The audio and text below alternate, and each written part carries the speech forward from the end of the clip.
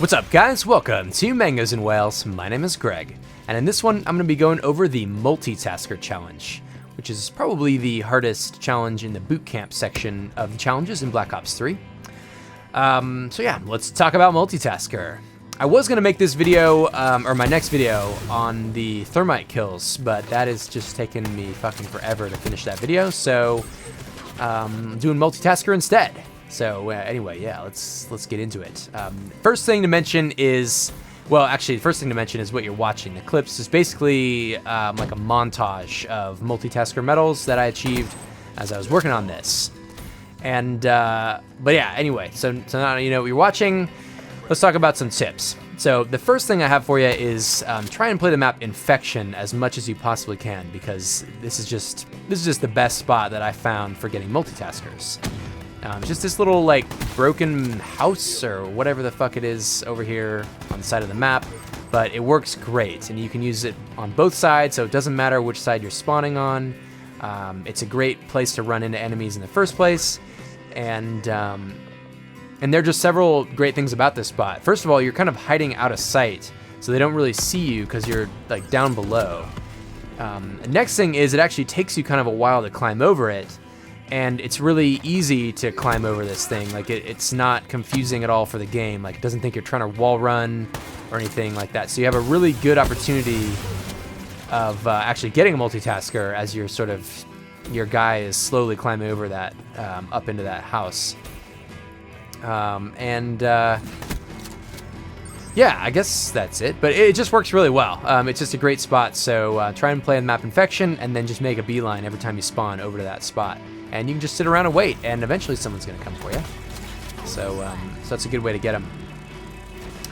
But let's see, other than that, because you can't always play Infection, other than that, you're going to want a weapon that kills really quickly. So I chose the KRM-262. You're going to need to be hip firing the whole time. There's no way you really can aim down sights as you're working on this challenge.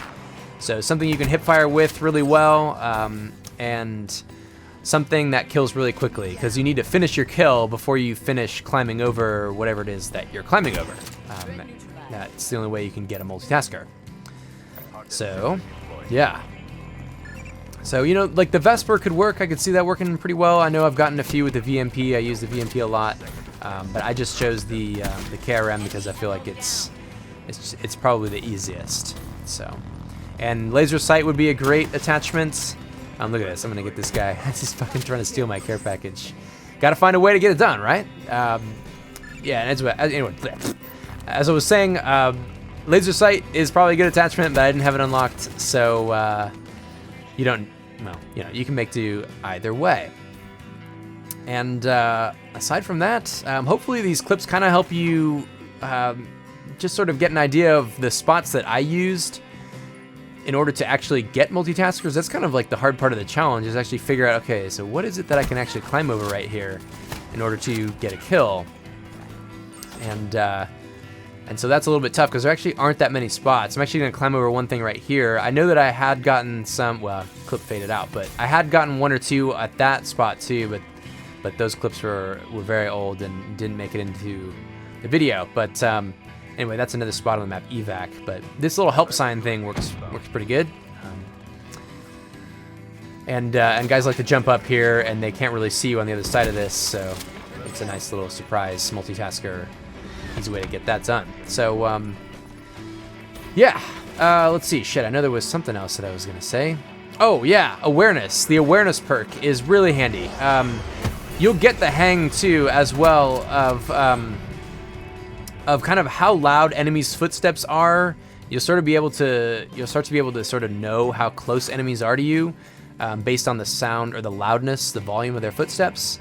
If you use awareness for a while, you start to get the hang of that, and that really comes in handy because you'll also need to sort of know where the one-shot kill range is with your KRM, if that's what you end up using, or basically whatever gun you end up using. You'll need to kind of know, you know, where the usable range is for it.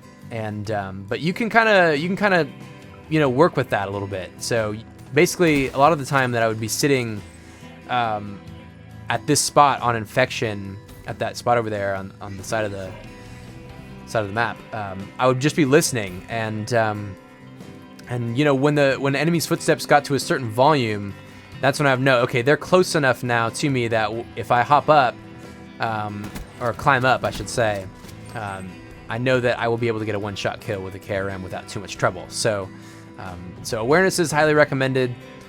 I did want to mention, I am sorry about the weird quality of these later clips in this video, now that we're onto the sort of the second half.